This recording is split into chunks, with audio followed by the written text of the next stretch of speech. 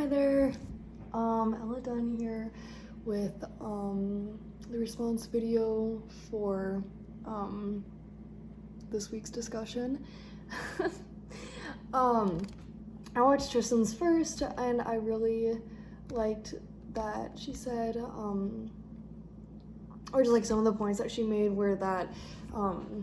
communication is really important right now, especially during COVID, and sometimes it's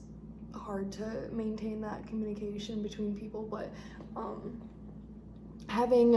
adequate and good support messages in a relationship is, it helps maintain good communication, I guess. And then also she mentioned that advice is a form of persuasion, which I thought was also really cool because I guess I never really knew that advice, you're pretty much persuading someone to take your advice or do something. But with advice, I thought it was really interesting too that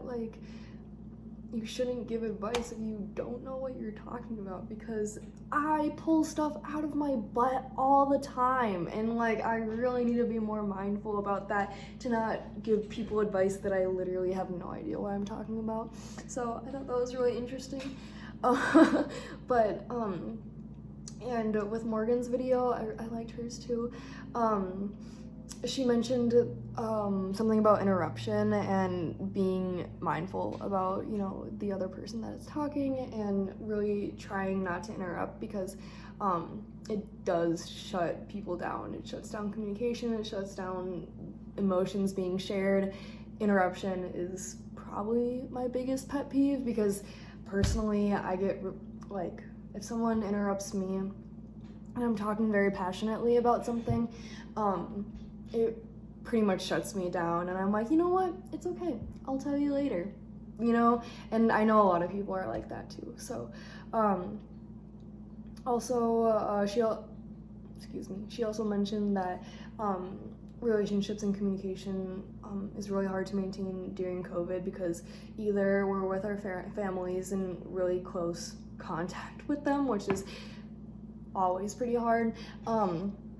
and then on the other hand, we don't get to see our close friends as often as we usually did, or in this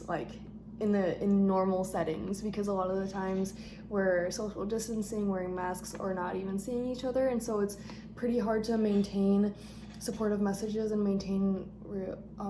communication and relationships when everything is online and when you're not seeing people face to face that often, because